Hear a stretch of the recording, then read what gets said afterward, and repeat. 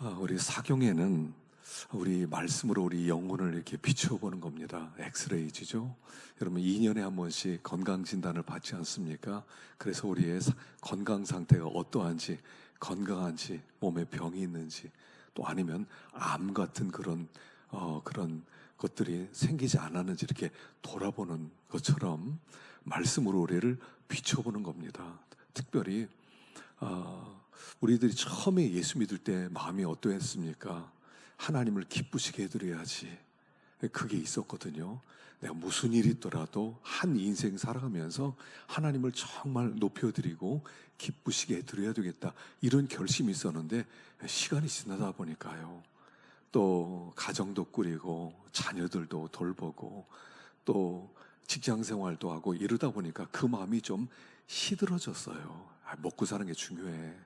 하나님 기쁘시게 하는 건 나중이야. 이걸 자꾸 미루게 되거든요. 그 마음이 좀 식어진단 말입니다. 그래서 이런 사경회를 통해서 또 제 사명은 여러분들이 하나님을 정말 기쁘시게 하는 사람이 되게 하는 것, 그게 제 사명이기도 하고요. 이런 사경회를 통해서 그렇게 시들시들해지고 꺼져가는 그런 마음을 다시 불일 듯 만들어서 하나님을 기쁘시게 하지. 그 하나님을 기쁘시게 해드렸다는 그 의향과 의도, 요게 경건 생활의 뿌리가 되는 거예요. 그래서 하나님을 기쁘시게 해드려야 되겠다는 이 마음이 사라지면 경건한 사람도 사라지는 거거든요. 그냥 생존을 위해서 살아가는 겁니다. 그래서 이런 사경회를 통해서 마음이 좀 새로워지고 또 불일 듯 하나님을 이제부터는 진짜 기쁘게 해드려야 되겠다 하는 그런 마음으로 다시 무장되는 그런 시간들이 사경회입니다. 참여하셔서요. 하여간 빠지지 마시고 8시간밖에 안 돼요. 또 준비하는 저는요 얼마나 힘들었겠습니까? 그랬는데 어쨌든 간에 함께 은혜를 받으면서 또 큰 도전을 받기를 바랍니다. 사도행전의 전체 내용은 잘 아시죠? 예수님이 승천하셨어요. 그 2장에서 오순절날 성령이 임했습니다. 그리고 나서 엄청난 부흥이 시작되기 시작했죠. 그리고 나서 그 핍박 속에서 교회가 세워지고 3,000명, 5,000명이 하나님께 돌아오고요. 그러니까 핍박이 또 일어나요. 그래서 성도들이 막 흩어진 곳에서 복음을 증거하고 첫 번째 순교자 스데반이 또 나오기도 하고 베드로가 큰 역사를 일으켰습니다. 그리고 나서 고넬료가 예수를 믿으면서 이방인 선교가 시작되죠. 그래서 이런 베드로를 죽이기 위해서 또 감옥에 가뒀는데 하나님이 천사를 보내서 베드로를 막 살려주기도 하시고, 그리고 13장에서는 드디어 바나바가 등장하면서 그때 이제 이방인 선교가 시작되면서 안디옥 교회가 시작되죠.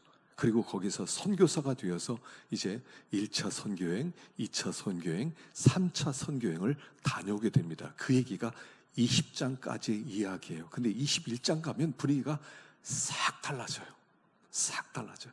바울이 예루살렘에 꼭 가야 되겠다. 그리고 선교행을 멈추고 예루살렘을 막 그렇게 가려고 합니다. 사람들이 가지 말라고, 가면 결박과 핍박과 환란인데 왜 가느냐고 하는데 후퇴어 거기를 올라가요.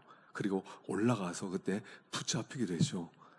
21장 내용이 그거고요. 22장에서는 예루살렘 성도들 앞에 놓고 그가 복음을 전하다가 폭동이 일어날 만해서 그가 붙잡히게 됩니다. 천부장에서 그가 살아나게 되었지만 죄수가 돼요. 그래서 23장에서는 사내들인 공의원 앞에서 신문을 받고 그리고 또 복음 증거하는 내용이 23장이에요. 24장은 그 당시에 총독이었던 벨릭스 앞에서 신문을 받습니다. 또 복음을 증거합니다. 25장에서는 벨릭스 다음에 베스도 총독이 들어오는데 베스도 총독 앞에서 또 신문을 받습니다. 그리고 또 복음을 변증합니다. 26장에서는 아그리빠 왕 앞에서 신문을 받습니다. 또 복음을 증거합니다. 그리고 로마로 가기 위해서 27장에서는 배를 타고 가다가 죽을 뻔한 유라굴로 광풍을 맞습니다. 그리고 거의 죽을 뻔하다가 28장에서 멜리데 섬에서 겨우 구원을 받습니다. 그리고 로마로 들어와서 복음 전했다. 이게 21장에서 28장까지 내용이에요. 제가 이 사도행전 강해를 2014년부터 시작했는데 완성을 못했어요. 왜냐하면 이 내용 때문에 내용이 없어요. 그 앞에는 막 긴박하게 드라마틱하게 성령 역사가 막 나타나는데 21장부터는 기적도 없어요. 아무 일이 없어요. 그래 2년 동안 바울이 그냥 감옥에 갇혀 있어요. 신문 봐는 얘기밖에 없어요. 그래서 주석을 보잖아요. 설교집이나 주석들을 보면 21장에서 28장까지는 굉장히 희미해요.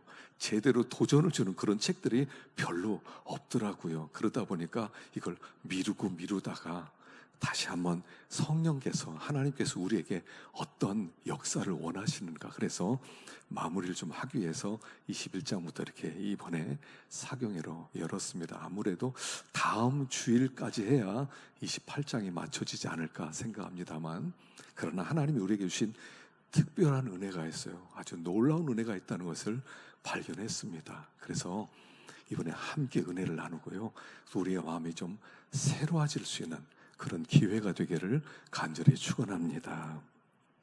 자, 오늘 본문 내용을 한번 보겠습니다. 먼저 20장 22절을 한번 읽어보겠습니다. 20장 22절 말씀, 또 23절 말씀입니다. 읽어보겠습니다. 시작. 보라, 이제 나는 성령에 매어 예루살렘으로 가는데 거기서 무슨 일을 당할는지 알지 못하노라. 오직 성령이 각 성에서 내게 증언하여 결박과 환난이 나를 기다린다 하시나. 예. 바울이 이제 2차 선교여행, 3차 선교여행을 마치고 예루살렘에 올라가기로 작정을 하는데, 그것은 성령에 매여서 예루살렘으로 간다. 그런데 성령이 뭐라고 말씀하세요? 결박과 환난이 기다리고 있을 것이다. 각오해라. 또 가는 곳곳마다요, 사람들이 올라가지 말라고 그래요. 예루살렘에 왜 올라가느냐? 지금 분위기가 안 좋다. 지금 가면 위험하다. 반드시 결박당할 거다. 환난이 기다리고 있다. 하여간 성령에 감동받은 사람이 다 그렇게 예언하는 거예요. 오늘 본문에서도 아가보라고 하는 사람이 선지자가 와서 예언을 합니다. 바울의 띠를 갖다가 꽁꽁 자기를 붙들어 매면서 이 띠임자를 하나님이 이렇게 하겠다고 말씀하셨다. 그리고 빌립 집사의 딸 4명이 있었는데 4명도 결혼하지 아니하고 예언을 하는 그런 사람들이었어요. 똑같이 얘기합니다. 바울, 당신 가면 결박당하고 환난당할 겁니다. 그러니까 사람들이 금방 뭐라고 그래요? 가지 마라. 왜 그렇게 일부러 이 섭풀 들고 불 속으로 뛰어 들어가느냐? 가지 마라. 당신은 유능하다. 그곳 아니어도 복음 전할 곳 많다. 다른 데로 가라. 이렇게 얘기하는데 바울은 구태여 부득부들 로마로, 아니 예루살렘으로 꼭 가겠다는 겁니다. 마치 고집불통 같아요. 아무 말도 안 들어요. 그럼 누구 말이 맞는 거예요? 바울이 들은 성령의 음성이 맞습니까? 다른 사람들이 하는 말이 맞습니까? 둘 다 맞아요. 하나님이 지금 바울을 준비시키는 겁니다. 예루살렘으로 가라. 그런데 올라가면 결박과 환난이 기다리고 있을 것이다. 그래서 바울은 그 결박과 환난이 기다리고 있는 예루살렘으로 올라가는 거예요. 근데 이 이야기가 우리 이야기라는 거예요. 우리들 이야기예요. 우리가 들어가는 세상, 우리가 살아가는 세상은 어떤 세상이에요? 예루살렘이에요. 우리가 들어가는 곳은 결박과 환난이 기다리고 있는 세상이라는 거예요. 신자는 세상을 볼 때 이렇게 보는 겁니다. 이 세상은 환난이 있는 세상이다. 이것은 성도가 세상을 바라보는 시각이에요. 사람들이 이렇게 생각하거든요. 세상에 들어가서 내가 열심히 누리고 열심히 실력 있게 일 잘하면 편안하게 살 수 있고 부자 될 수 있고 편안하게 살 수 있다고 생각해요. 그 시각은 하나님을 모르는 사람의 시각이고, 우리 십자가 붙든 사람의 시각은, 이 세상은 예루살렘인데, 사자굴인데, 우리가 그 사자굴에 들어가는 것과 같고, 들어가면 반드시 결박과 환난이 기다리고 있다 하는 것은 성도들이 세상을 보는 시각이라는 거예요. 우리가 살아가는 세상은 어떤 세상입니까? 예수님을 십자가에 못 박은 세상이에요. 그 이야기는 뭐냐면, 십자가라고 하는 건 뭐냐면, 이 세상은 하나님을 인정하지 않겠다는 거예요. 누구든지 하나님 이름으로 오는 사람은 다 이렇게 만들어버리겠다는 굳건한 의지가 세상의 의지예요. 우리가 십자가를 붙들고 세상을 들어가는 한 이 세상은 십자가 붙든 사람을 다 그렇게 괴롭히고 결박하고 환난을 주고 죽일 것이라는 것이 이 세상이 우리를 향해서 가진 시각이라는 거예요. 우리는 고난 피할 수 있어. 환난 피할 수 있어. 불편함 피할 수 있어. 편리하게 행복하게 살다 천국 갈 수 있어. 이렇게 생각하는데 성경은 전혀 그렇게 말하지 않는다는 거예요. 바울이 들어갔던 예루살렘은 우리가 들어가야 될 세상인 거예요. 그래서 이 성경의 몇 구절을 한번 보겠습니다. 누가복음 16장 25절 한번 보겠습니다. 시작. 아브라함이 이르되 예 너는 살았을 때에 좋은 것을 받았고 나사로는 고난을 받았으니 이것을 기억하라. 이제 그는 여기서 위로를 받고 너는 괴로움을 받느니라. 부자와 거지 나사로 이야기는 특별한 한 사람의 이야기가 아니라 우리들 이야기라는 거예요. 이 세상은 아주 부자로 살아갑니다. 부자들이 많습니다. 우리는 그 속에 들어가서 그 상 앞에서 떨어지는 부스러기를 먹는 사람처럼 천대를 받는다는 거예요. 천덕꾸러기들이라는 거예요. 그런 천덕꾸러기들이 이 땅에서는 여기 나사로처럼 고난을 받고, 그래서 천국에서는 위로를 받고, 부자들은 이 세상에서 자기 몫을 다 받고 편안하게 살다가 마지막엔 괴로움을 당하는 것, 그런 운명이라는 거죠. 그래서 우리는 세상을 바라볼 때 환난이 있는 곳이다. 우리가 들어가는 예루살렘은요, 사자굴이에요. 다니엘이 바벨론의 왕궁에 들어가서 높은 자리에 있습니다. 그런데 거기는 사자굴이에요. 어떻게 해더라도 저 다니엘을 그냥 두지 않겠다. 저 다니엘을 더 높은 자리를 빼앗아 버리겠다. 다니엘을 어떻게 해서라도 죽이겠다는 그런 세상인 것처럼 우리도 똑같은 세상을 향해 들어가고 있다는 거예요. 이 세상은 편안한 세상이 아니에요. 실력만큼 예수님 이름 힘입어서 누리다 천국 가는 것이 아니라 환난의 길이라는 거예요. 십자가를 붙든 한 그 고난 피하는 것은 간단해요. 십자가 포기하면 돼요. 나 하나님 안 믿겠습니다. 십자가 버립니다. 그러면 우리 편, 그래서 대우를 해줘요. 수단 방법 가리지 않고 살 수 있어요. 그러나 십자가를 붙들고 하나님을 기쁘시게 하겠습니다 하는 한 이 세상은 환난이 기다리고 있다 하는 것이에요. 자, 두 번째 성경 구절 보세요. 요한복음 16장 33절. 이건 그냥 뒷부분 봅시다. 이 세상에선 너희가 환난을 당하나, 환난 당하는 게 마땅하나, 이런 뜻이에요. 담대해라, 내가 세상 이겼다. 세 번째 성경 구절 보십시다. 고린도서 4장 17절. 이건 읽어보겠습니다. 시작. 우리가 잠시 받는 환난에 경한 것이 지극히 크고 영원한 영광에 중한 것을 우리에게 이루게 함이니 우리가 주목하는 것은 보이는 것이 아니요 보이지 않는 것이니 보이는 것은 잠깐이요 보이지 않는 것은 영원함이라. 자, 이 앞부분에 보면 우리가 잠시 받는 환난에 경한 것이 환난을 수단으로 하여 지극히 크고 영원한 영광에 중한 것을 이루게 함이니, 하나님이 하는 일은 뭐냐면 우리가 환난을 당하면 영광을 이루신다는 얘기예요. 우리가 이 땅에서 십자가를 지면 부활이 기다리고 있다는 거예요. 그래서 우리는 이 땅에서 부활의 영광을 맛보는 게 아니라 십자가의 고난을 받는 사람들이라는 거예요. 우리가 가는 길은 예루살렘 같은 것이고요, 사자굴 속으로 우리는 들어가는데 이 사자굴에서 득실되면서 어떻게든 잡아먹겠다는 사람들이 가득한 곳이다 하는 얘기예요. 빌립보서 1장 29절은 이렇습니다. 시작. 그리스도를 위하여 너에게 은혜를 주신 것은 다만 그를 믿을 뿐 아니라 또한 그를 위하여 고난도 받게 하려 하심이라. 자, 우리에게 은혜 주신 이유는 뭐냐면 하나님을 믿어라. 믿음의 은혜를 주시고 그 다음엔 고난도 감당해라. 은혜 받으면 고난을 감당할 힘이 생긴다는 거예요. 그래서 우리는 이 세상에서 고난을 받게 되어 있다. 우리는 환난의 길이다. 바울이 예루살렘에 들어가서 사자굴에 들어가서 고난 당하듯이 우리는 그렇게 고난 당할 수밖에 없고, 그리고 거기에서는 죽음이 기다리고 있는 거예요.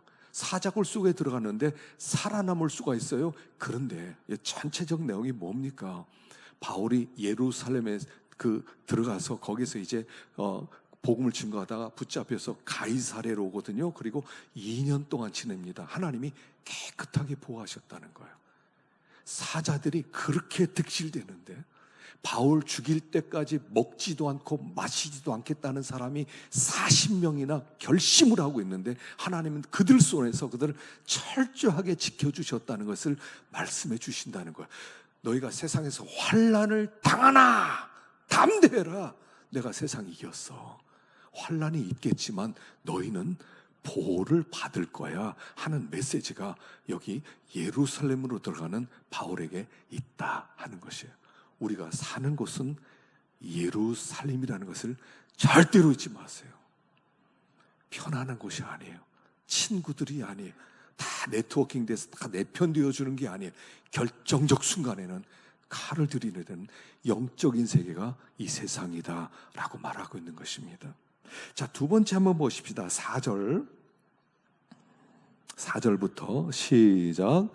제자들을 찾아 거기서 이레를 머물더니 그 제자들이 성령의 감동으로 바울더러 예루살렘에 들어가지 말라 하더라.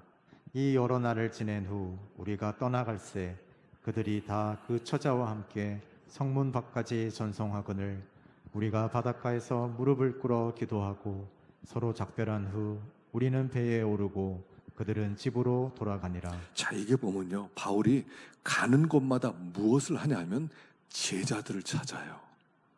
제자들을 찾아요. 물론 제자들을 찾아서 그들 집에서 또 잠도 자고 또 도움을 받기 위함이기도 하지만요, 가는 곳곳마다 예수 믿는 사람을 찾으러 가요.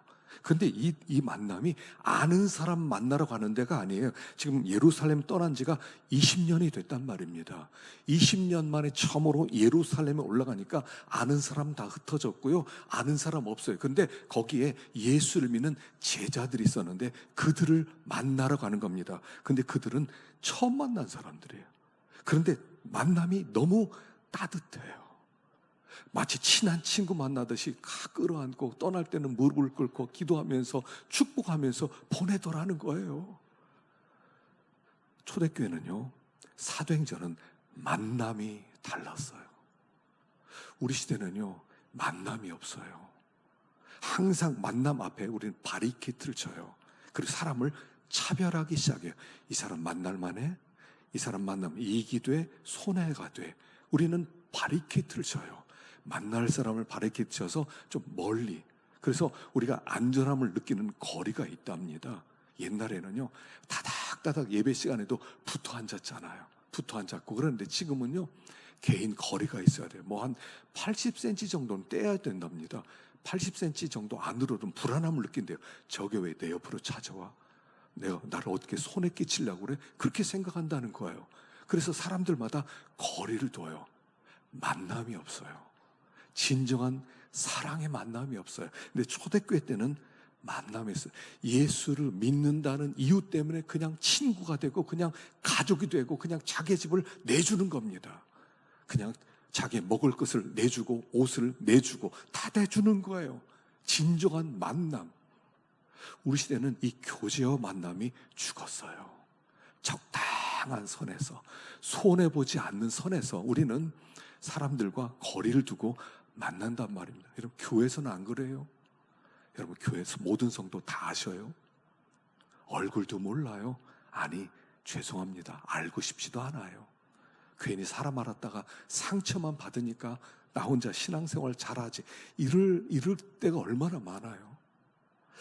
제가요, 이번에 여기 사도행전, 이사야서 58장 읽으면서 굉장히 도전을 받았거든요. 한번 보십시다. 이사야 58장 6절인데요. 이사야 58장 6절 읽어보겠습니다. 시작. 내가 기뻐하는 금식은 흉악의 결박을 풀어주며 멍에의 줄을 끌어주며 압제당하는 자를 자유하게 하며 모든 멍에를 꺾는 것이 아니겠느냐. 또 줄인 자에게 내 양식을 나누어 주며 유리하는 빈민을 집에 들이며 헐벗은 자를 보면 입히며 또 내 곤욕을 피하여 스스로 숨지 아니하는 것이 아니겠느냐. 자, 하나님이 기뻐하는 금식이 있다는 거예요. 우리가 이제 1년에 우리 2번씩 금식을 합니다. 5월 달에 금식 한 번 하고 11월 달에 2박 3일 정도씩 우리가 금식을 하죠. 밥 안 먹는 것도 얼마나 힘듭니까? 얼마나 큰 희생입니까? 그런데 진짜 금식이 있다는 겁니다. 진짜 금식이 뭐냐면 흉악의 결박을 풀어주는 거. 누가 결박되어 있어요? 매여 있어요? 그럼 풀어주는 거. 멍에줄을 끌어주고 압제당한 자를 자유하게 하고 멍에를 꺾어주고 줄인 자에게 양식 나누어주고 유리하는 빈민을 집에 들이고 헐벗은 자를 입히고 이 마지막 4번째 보세요. 마지막 6번째, 6번째 또 내 고륙을 피하여 스스로 숨지 아니하는 것이 아니겠느냐. 고륙이 어려움 당해요. 그럼 우리는 왜 너를 도와줘야 돼? 네 가족 네가 문제 네가 해결해. 나한테 오지 마. 뭐 전화하면 뭐 수신 차단을 아예 해버려요. 그리고 피해 다닙니다. 왜냐하면 도와달라고 할까봐. 형제가 도와달라고 하는데, 친척이 도와달라는데, 그래 내가 지금 가진 돈이 1,000만 원밖에 없어, 1,000만 원 보내줄게 하는 사람이 몇이나 되냐는 거예요. 그게 진짜 금식이라는 거예요. 이걸 구약에서는 공의라고 부르는 거예요. 이게 공의를 시행하라는 거예요. 마땅히 해야 될 일이다 라고 말하는 거예요. 고륙을 피하여 스스로 숨지 아니하는 것이 아니겠느냐. 지난번에요 그 우연히 들었는데 아주 은혜가 되더라고요. 그 탤런트 중에 김수미라고 하는 나이 든 사람이 있지 않습니까? 이 사람이 젊었을 때 그런 일이 있었대요. 부채 빚을 졌답니다. 빚을 져가지고 그냥 이 사람 저 사람에게 손 내면서 뭐 돈 좀 빌려달라고 몇백만 원 빌리고 몇백만 원 빌리고 이러면서 살았대요. 한 번은 그 김혜자 씨 있잖아요. 꽃으로도 때리지 말라는 책을 쓴 그 사람이 전화를 하더래요. 그러더니 오라고 그러더랍니다. 그래서 만났는데 너 그렇게 빚이 많다면서 왜 나한테 얘기 안 했어? 그러더니요 자기 통장하고 도장을 그냥 주더래요. 갚어. 엄청난 돈이 있더래요. 다 갚았대요. 그리고 나중에 도로 다 갚았는데 잊을 수가 없다고. 하실 수 있으세요? 여러분들이 굉장히 어려운데 통장 주면서 갚아. 괜찮아, 갚아. 난 나중에 또 벌면 돼. 하실 수 있으세요? 그게 금식이래요. 그게 진정한 만남의 출발점이라는 거예요. 우린 너무나 챙겨요. 너무 챙겨. 이웃 상상도 안 해요. 근데 하나님이 기뻐하는 금식은 내 고륙을 피하여 스스로 숨지 아니하는 것이 아니겠느냐. 만남이 없어졌어요. 우리 시대는 만남이 병들었어요. 만남이 없어요. 너무 나밖에 몰라요. 내 가족밖에 몰라요. 얼마나 우리를 챙깁니까? 그런데 이웃에 대해서는 우리는 멍에를 끊어주는 일을 못한다는 거예요. 초대교회 때는 만남이 달랐어요. 그래서 우리 이런 만남이 교회 안에 들어오면 이런 만남이 좀 회복될 수 있으면 좋겠어요. 만남의 회복. 자, 세 번째는 20절입니다. 읽어보겠습니다. 20절 시작. 그들이 듣고 하나님께 영광을 돌리고 바울더러 이르되 형제여 그대도 보는 바에 유대인 중에 믿는 자 수만 명이 있으니 다 율법의 열성을 가진 자라. 자, 여기 보면요 뭐라고 그러냐면 유대인 중에 믿는 자 수만 명이 있답니다. 그냥 유대인이 아니에요. 그냥 유대교 신자가 아니에요. 유대인 중에 예수 믿는 자가 수만 명이 있었다는 겁니다. 아마 베드로가 복음을 증거할 때 수천 명이 막 돌아왔죠. 아마 그런 사람들이었을 것 같아요. 그런데 그들이 율법의 열심을 가지고 있는데 이들이 바울을 죽이려고 했다는 거예요. 바울을 죽이려고 했던 사람은요 그냥 유대인이 아니었어요. 바울 죽이려고 했던 사람은 유대교 신자였다가 예수 믿게 된 사람이 바울을 죽이겠다는 거예요. 왜 그럴까요? 여러분, 교회를 핍박하는 사람은 교회 안 다녔던 사람보다 교회 다녔던 사람이 더 많아요. 훨씬 많아요. 그리고 지금 뭐 교회를 반대하는 이런 사람들이 지금 이런 그런 어떤 단체들이요 굉장히 많거든요. 다 교회 다녔던 사람들이에요. 교회 다녔던 사람들이 교회를 핍박해요. 좋은 얘기로 교회를 새롭게 한다는 이야기로 핍박을 해요. 죽이려고 그래요. 왜 그래요? 이들이 완전하게 회심하지 않은 사람이겠죠. 아무래도 이 사람들은 두 가지를 다 붙들고 있는 사람들이에요. 율법과 예수를 붙들고 있는 사람이에요. 우리 신자는 어떤 사람이냐면요, 복음, 예수만 붙든 사람들이에요. 예수님이면 충분합니다 하는 사람이에요. 그런데 이들은 유대교에 너무 오래 있었기 때문에 예수만으로 안 된다는 거예요. 예수를 믿어도 율법을 지켜야 돼. 할례를 받아야 돼. 또 안식일을 지켜야 돼. 그리고 뭐 제사를 지내야 돼. 이렇게 생각했단 말이에요. 그러니까 바울은 예수님으로 충분합니다. 예수님만 믿으면 구원을 받습니다 하니까 그들이 분노했단 말입니다. 분노했던 이유는 뭐냐면 유대인들은 어떤 민족보다도 자존심이 강했어요. 선민의식이 있었거든요. 우리는 하나님의 택함 받았어. 우리는 아브라함 때부터 택함 받았어. 우리는 할례를 받았어. 모세를 통해서 하나님의 말씀을 받았어. 우리는 이 세상 가운데 가장 특별한 민족이 하는 자부심과 그런 그 교만함이 있었단 말입니다. 교만함. 그 교만함이 예수만 믿어도 구원받습니다. 이방인이나 유대인이나 예수만 믿으면 구원받습니다. 그러니까 유대인들이 자존심이 용납하지 않은 거예요. 유대인들은 이방인을 어떻게 생각했습니까? 우습게 생각했잖아요. 개처럼 생각했어요. 너희들은 하나님도 모르고 너희들은 율법도 없고 너희들의 삶이라고 하는 것은 얼마나 더럽고 추하냐. 우리를 봐라. 우리는 얼마나 거룩하냐는 자부심과 교만함이 그 특권 의식 때문에 복음이 용납되지 않는 거예요. 근데 이 이야기가요, 우리의 삶 가운데도 있다는 거예요. 차별의식이에요. 나는 달라. 사람이 이게 있어요. 여러분, 이단은요, 뭐가 있어요? 나는 달라 하는 게 이단이에요. 저 신천지 가보세요. 이 세상 모든 교회는 다 타락했어. 여기만 와야 구원받아. 그럼 사람들이 거기를 간다니까요. 구원파 교회 봐세요. 다른 데 가면 구원 없어. 우리 구원파만 와야 돼. 우리 구원파만 구원 있어. 그럼 다 거기로 간다니까요. 사람들은 특권 의식을 좋아해요. 그게 교만이에요. 나도 모르는 사이에 그게 심겨진단 말입니다. 난 특별해. 난 굉장히 난 너희들과 씨가 달라. 종자가 달라. 이게요, 우리들 마음 가운데 있다니까요. 서울에 어떤 큰 교회 있잖아요. 큰 교회들, 이름 있는 교회들. 나는 어떤 교회 교인이야. 내가 그 교회 다니지 얼마나 오래된 줄 알아? 그걸 자부심으로 생각해요. 난 제자 훈련을 받았고, 난 이런 것도 했고, 저런 것도 했고. 예전에 나는 구원파 교회, 재건파 교회야. 나는 고려파 교회야. 우리는 신사참배 안 했어. 그런 교회 다녀. 그런 사람들은 굉장히 자부심이 있습니다. 세상의 모든 교회를 다 타락했어. 다 그 신사참배했어. 우리는 안 했어. 근데 그런 교회는 지금 어떻게 됐어요? 다 사라지고 있어요. 점점 더 사라져요. 하나님이 제일 싫어하거든요.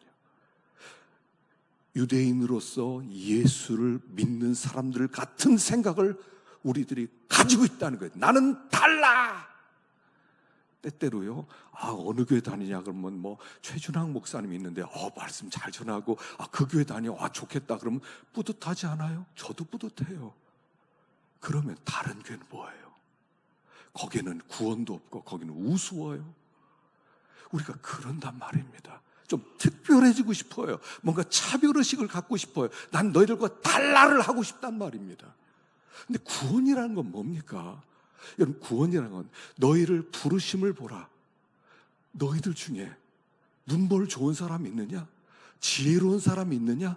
능한 사람이 있느냐? 하나님은 없는 자를 택해서 있는 자를 부끄럽게 하고, 하나님은 미련한 자를 당해서 붙들어서 이 지혜로운 자를 부끄럽게 하시고, 멸시받는 것, 천한 것, 없는 자들을 택해서 있는 자들을 부끄럽게 하려 합니다. 이는 하나님 앞에서 자랑할 것이 없게 하려 함이라. 자랑할 게 없게 하려고 나 같은 자를 택했는데 우리는 아니라는 거예요. 차별 줘야 된다는 거예요. 난 다르다는 거예요. 여러분, 이게 무서운 교만입니다. 그들이 바울을 죽이려고 하는 거예요. 우리가 이방인과 같아? 예수만 믿으면 구원받아? 그럼 우리는 뭐야? 우리가 가진 율법은 뭐야? 우리가 받은 할례는 뭐야? 우리가 수천 년 동안 선민으로 살았는데 우리는 뭐야? 용납 못해! 이랬단 말이에요. 제가요, 저도 그런 게 좀 있었거든요. 젊었을 때요, 전도하러, 우리 교회 사경회를 하면요, 전도하러 어디로 가는 줄 아세요? 다른 교회로 가요. 수요일 날 예배 드리고 나온 사람은 우리 교회 사경회 합니다. 참여하세요. 이 미친 짓을 하고 다녔다니까요. 저도 한때 미친 짓을 하고 다녔어요. 그렇게 유명해요? 그렇게 진리해요? 그렇게 대단해요? 우린 그 속에 빠져 있다는 거예요. 나는 달라! 너희랑 달라! 이런 유대교 중에 믿는 수만 명이 바로 저거 죽여야 돼. 저거 죽여야 우리의 특권을 유지할 수 있어. 우리 안 달라요. 우린 같아요. 하나님이 나를 구원한 피천에서 구원했어요. 없어서 멸시받아 천덕꾸러기들을 하나님이 구원해서 하나님이 이렇게 영광스럽다, 하나님이 이렇게 자비하시다, 이렇게 하나님은 높으신 분이다, 이걸 드러나기 위해서 나를 선택한 거라고요. 내가 대단해서 선택한 게 아니라 죄악 투성이고 부끄러운 거 투성이고 엉터리 투성이 있는 나를 세워서 너를 내가 사랑해. 바울이 그 얘기하지 않습니까? 하나님이 스데반 죽이고 내가 교회를 짓밟는데 하나님 나를 택해서 하나님의 교회 종으로 세웠다. 왠 줄 알아? 하나님은 이렇게 자비로우시다, 하나님이 이렇게 훌륭하시다는 것을 드러내기 위해서 나 같은 자를 택한 거야 라고 하지 않습니까? 우리도 모르는 사이에 우리는 거기에 빠져 있어요. 난 대단해, 난 대단해, 난 대단해. 교만이에요. 그냥 난 아무것도 아닙니다. 거기로 내려가셔야 돼요. 난 아무것도 아닙니다. 예전에 한경직 목사님이 템플턴, 그 유명한 상이죠, 받고 자기 이렇게 인터뷰하면서 나는 신사참배한 죄인입니다. 굉장히 그 당시에 충격이 있었어요. 그 템플턴 가장 훌륭한 사람, 사실 이 한경직 목사님은 정말 성자죠. 굉장한 분입니다. 그런데 딱 인터뷰하는데 나는 신사참배한 죄인입니다. 그래서 한쪽에서는 저기서 그런 소리까지 해야 되느냐, 그런 비난도 많이 했지만요, 난 아무것도 아닙니다 라고 고백했던 거예요. 그래서 여기에 보면 이 중요한, 바울을 핍박하는 중요한 사람들이 유대인 중에 믿는 자들이었다는 것을 이야기하고 있습니다. 자, 네 번째요. 20절 읽어봅시다. 20절 시작. 그들이 듣고 하나님께 영광을 돌리고 바울더러 이르되 형제여 그대도 보는 바에 유대인 중에 믿는 자 수만 명이 있으니 다 율법의 열성을 가진 자라. 내가 이방에 있는 모든 유대인을 가르치되 모세를 배반하고 아들들에게 할례를 행하지 말고 또 관습을 지키지 말라 한다함을 그들이 들었도다. 그러면 어찌할꼬? 그들이 필연 그대가 온 것을 들으리니 우리가 말하는 이대로 하라. 서원한데 사람이 우리에게 있으니 그들을 데리고 함께 결례를 행하고 그들을 위하여 비용을 내어 머리를 깎게 하라. 그러면 모든 사람이 그대에 대하여 들은 것이 사실이 아니고 그대도 율법을 지켜 행하는 줄로 알 것이라. 자, 지금 바울이 예루살렘의 교회에 왔죠. 선교 보고를 합니다. 선교 보고했더니 다들 은혜를 받습니다. 그리고 나서 분위기가 좀 어두워요. 다 좋은데 지금 사람들이 바울이 왔다는 소문이 지금 퍼졌다. 그러니까 들어가면 큰일 날 수 있으니까 이렇게 하자 하면서 한 가지 수단을 얘기해요. 여기 결례를 행하는 사람이 있다. 그러니까 나실인 규례를 얘기하거든요. 나실인 동안에 머리에 삭도를 내지 아니하고 또 수염도 깎지 아니하고 있다가 그 규례 일자가 맞춰지면 그때 성전에 들어가서 머리를 깎고 수염을 깎고 그리고 나서 하나님께 제사를 드리는 거예요. 그러면 그 서원이 그때부터 이제 그 결례가 이제 풀리는 거거든요. 그래서 그런 사람이 있으니까 결례를 이제 끝날 때가 됐다. 그러니까 바울이 네가 돈을 내가지고 짐승을 사서 이 사람들을 위한 제사 제물을 사라. 그리고 성전에 들어가서 머리를 깎고 제물을 드리면 그 사람들이 보고 바울도 율법을 지키는 사람이었구나 하고 오해를 풀 거 아니냐라고 얘기하는 거예요. 그래서 바울이 그렇게 했지만 나중에 바울이 거기서 소동이 일어나게 되죠. 지금 뭐가 다릅니까? 바울이 20년 전에 떠날 때 예루살렘 교회 성령 충만함이 없어지고 두려움에 위축되어 있는 예루살렘 교회를 본다는 거예요. 분위기가 달라졌어요. 그 당시에는 핍박이 없었습니까? 핍박이 있었죠. 그 당시에는 예수님을 죽인 지가 얼마 안 됐으니까 예수 믿는 사람 박멸하기 위해서 훨씬 더 많은 사람이 동원되는데, 물론 지금도 핍박하는 사람이지만 그 당시가 더했어요. 근데 그 당시에는 오순절에 성령 충만함 받은 사람은 두려운 게 없었어요.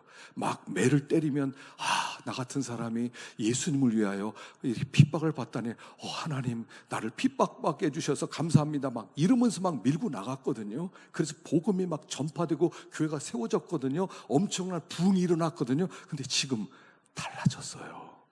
예루살렘 교회가 위축되어 있어요. 사도들도 물론 다 떠나고 없지만 그런 분위기가 아니에요. 옛날에 뜨거웠던 분위기, 옛날에 두려움이 없던 담대했던 그런 분위기가 사라지고, 어떻게 하면 여기서 손해를 보지 않을까, 어떻게 하면 고난을 받지 않을까 하는 이런 분위기로 바뀌었다는 거예요.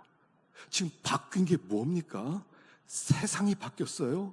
사람들이 그렇게 얘기하거든요. 목사님, 세상이 바뀌었어요. 옛날하고 달라요. 그래요. 뭐가 바뀌었어요? 세상은 똑같아요. 믿는 사람을 핍박해요. 믿는 사람을 싫어해요. 근데 뭐가 바뀌었어요? 내가 바뀐 거예요. 내 믿음이 바뀐 거예요. 그 당시에 처음에 사도들은 참 고난도 감사하고 핍박도 감사하고 매를 맞거나 감옥에 갇혀도 감사하고, 근데 지금은 두려워하기 시작했다는 겁니다. 바뀐 것은 내가 바뀐 거예요. 세상이 바뀌지 않았어요. 항상 우리가 사는 세상도 안 바뀌었어요. 10년 전에 교회를 싫어했어요. 교회를 핍박했어요. 10년 뒤인 지금도 교회를 핍박해, 교회를 싫어해요. 10년 뒤, 지금부터 10년 뒤가 된다 하더라도 똑같을 겁니다. 세상은 변하지 않습니다. 문제는 내가 바뀌는 거예요. 유명한 얘기가 있어요. 변화되지 못하면 변질될 것이다. 지금 초대교회가 변질되어 있다는 거예요. 이 예루살렘 교회가 변질됐다는 거예요. 그 당시에 그런 충만함이 사라졌다는 거예요. 두려움에 위축되어 있어요. 눈치를 보는 교회가 되었다는 거예요. 우리가 살아가는 세상 똑같아요. 하나도 안 변했어요. 내가 변했을 뿐이에요. 내가 변했어요. 이 세상은 원래 이 아가리예요. 사자 굴이에요. 여러분, 세상으로 나갈 때 두렵지 않습니까? 믿는 사람들 세상에 들어갈 때 여러분 두렵지 않은 사람이 하나도 없어요. 다 두려워요. 세상을 향해 나갈 때 두렵습니다. 내가 이 세상에서 잘 살 수 있을까? 혹시 누가 나를 공격하지 않을까? 험담하지 않을까? 두려워요. 여러분, 연예인들이요 너무 많이 자살하잖아요. 왜 그렇게 많이 자살해요? 그렇게 이름도 얻고 그렇게 돈도 많이 벌고 왜 그렇게 자살해요? 두려운 거예요. 이 세상은 두려운 세상이에요. 모든 사람들이 두려워해요. 예수 믿는 사람들, 이 세상 두려운 거예요. 그러니까 이 두려운 세상에서 생존을 보장받고 싶어 하는 거예요. 어떻게 살아가지? 눈치 보느라고 급급해요. 눈치 안 보면 살아갈 수가 없어요. 지금은 이 초대교회가 그렇게 됐단 말입니다. 그전에는 그런 게 없었어요. 성령 충만해서 그냥 나갔어요. 잡히면 되지. 때리면 맞으면 되지. 감옥에 들어가면 되지. 굶기면 굶으면 되지. 이런 담대함이 있었는데, 이런 담대함이 사라진 변질된 교회였다는 거예요. 여기 한번 읽어보겠습니다. 로마서 12장 2절 읽어보겠습니다. 시작.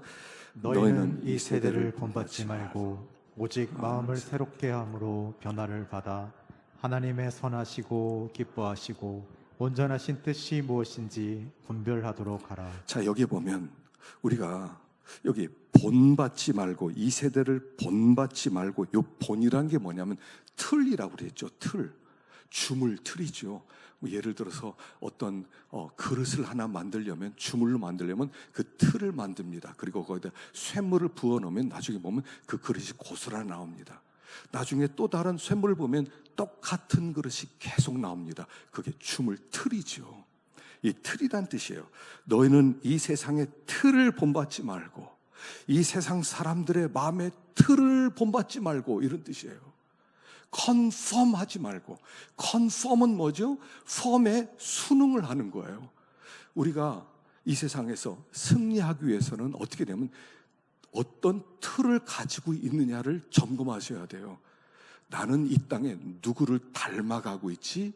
어떤 틀에 나를 끼워 맞추고 있지? 이거부터 점검하라는 거예요. 우리도 모르는 사이에 세상 사람은, 성공한 어떤 사람 있어요. 저렇게 되고 싶어 하는 사람이 있죠. 저렇게 성공하고 싶어. 그래서 지금요, 성공한 사람들의 책이 많이 나옵니다. 돈 많이 번 사람들의 이야기가 나옵니다. 그럼 그런 책을 보면서 자기 틀을 거기에 맞춰요. 저렇게 돼야지, 저 사람처럼 돼야지. 그 틀에 자기를 맞춰요. 이게 컨펌 한단 말입니다.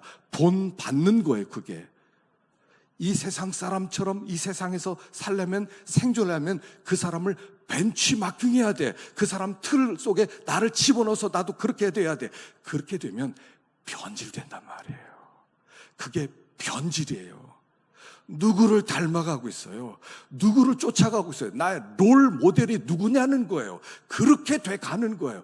이 세상 사람들이 가지고 있는 그 틀에 자기를 맞추지 말고, 컨펌하지 말고 리펌해라는 거예요. 너 펌부터 바꿔. 너 누구를 따라갈 거야? 너 누구의 틀을 따라갈 거야? 누구와 같은 마음, 같은 뜻을 갖게 될 거야. 그래서 우리에게 제시한 분은 예수님이죠. 그리고 예수님을 따라갔던 분들, 아브라함처럼, 요셉처럼, 모세처럼, 다윗처럼, 다니엘처럼 그 사람이 살았던 틀이 있어요. 그 틀에 자기를 집어넣으라는 거예요. 펌을 리펌한 다음에 그러면 트랜스펌이 되는 거예요. 트랜스피규어가 되는 거예요. 그때 변화되는 거예요. 변화되든지 변질되든지 둘 중에 하나밖에 없어요. 지금 이 초대교회는 변질되기 시작했어요. 생존해야지, 먹고 살아야지. 그 먹고 살아야지 하는 그 펌은 뭐예요? 허무한 삶이에요. 그걸 방황이라고 부르는 거예요. 방황해서 목적 없이 가지 못하는, 목적을 향해 가지 못하는 삶을 방황이라고 하는 거예요. 방황하고 있는 거예요. 그래서 우리가 이렇게 변질되지 않기 위해서는요, 펌 하나를 바꿔야 돼요. 어떤 펌을 가지고 있어요? 여러분, 누구를 따라가실랍니까? 누구를 롤 모델로 해서 난 그렇게 살아야지, 난 그렇게 살아야지. 여러분, 세상에서 사는 건요 쉽지 않죠. 세상에서 살아가는 거 결코 쉽지 않아요. 믿음으로 사는 건 더 어려워요. 그런데 그 믿음으로 사는 그 삶이 진정으로 성공하는 삶이고 하나님이 인정하는 삶이라는 거예요. 변질돼 가고 있어요. 초대교회가 변질됐어요. 하나님만을 의지하고 하나님만 바라보고. 한 가지예요. 여러분, 이 두려움에서 극복하는 건 한 가지밖에 없어요. 뭡니까? 두려워하지 말라. 내가 너와 함께합니다. 이거 하나면 충분한 거예요. 세상으로 들어갈 때 늑대굴 속으로 들어가고 사자굴 속으로 들어가는 거거든요. 언젠가 잡아먹겠다. 이 경쟁사회 아닙니까? 약육강식의 세상이잖아요. 우리가 살아가는 세상은 약육강식이에요. 약한 것은 언제든지 도태를 시켜버리는 거예요. 그러니까 약하면 안 되는 거예요. 그래서 사람들이 약하지 않기 위해서 막 악을 쓰는 거, 악바리로 살아가야 되는 거예요. 근데 우리는 그렇게 두려움을 이기는 게 아니에요. 하나님이 함께하면 두렵지 않은 거예요. 하나님이 함께 할 때만 이 사자굴 속에서, 이 예루살렘에서 너를 죽이겠다는 40명의 사람이 포진되어 있는데 보호를 받을 수가 있는 거예요. 하나님이 함께 하기만 하면 내가 너와 함께 하리라. 두려워하지 마라. 모든 사람들이 다 두려워해요. 쩔쩔매고 살아갑니다. 하나님이 함께 하는 것만 확인하세요. 그러려면 한 가지 틀이요. 누구를 따라가고 있느냐는 거예요. 누구를 따라가고 있어요. 그래서 주님과 함께 동행하고 주님과 따라가면 그것에 하나님이 임재하면요, 원수들이 포진돼서 너 그냥 두지 않겠어, 잠깐만 틈을 보여봐, 그냥 덮쳐서 죽여버리겠어 하는 이 세상 속에서 아무 건드리지 못하는, 예루살렘에 바울이 들어갔지만 이 수만 명이 건드리지 못하는, 털끝 하나 건드리지 못하고 2년을 편안하게 살 수 있는, 이제 다음 제가 한 화요일쯤에 말씀을 드리겠습니다만, 바울의 이 2년은요, 뭐 허비했다, 뭐 2년 동안 감옥에 갇혀서 할 일 없이 있었다, 아니에요. 굉장히 중요한 메시지가 있어요. 하나님 그 속에서 그를 쉬게 만드셨어요. 그 이야기가 이제 1시간 동안 아마 화요일 저녁쯤에 제가 전하려고 생각합니다. 쉬게 만드셨어요. 그리고 거기에서 다시 한번 자기를 돌아보고, 그리고 다시 힘을 얻어서 옥중서신을 쓸 수 있는 그런 하나님 놀라운 힘을 주셨던 거지요. 두려워하지 마세요. 너무 두려워하는 것 같아요. 막 안쓰러워요. 두려워하는 거, 막 발버둥 치는 걸 보면 어떤 때는 안쓰러워. 왜 이렇게 두려워하지? 막 발버둥을 치지 왜 저렇게? 얼굴이 저렇게 막 굳어서 그냥 두려움에 시달려지. 그런 생각이 들어요. 하나님이 함께하면 두려움은 안 떠나요. 죽을 때까지 두려움은 안 떠나게 돼 있어요. 그러나 하나님이 함께하면 거기에는 기쁨과 평강이 있는 것입니다. 그래서 다시 한번 마음을 새롭게 하시고 하나님 임재를 사모할 수 있는 우리가 되기를 축원합니다. 기도하십시다.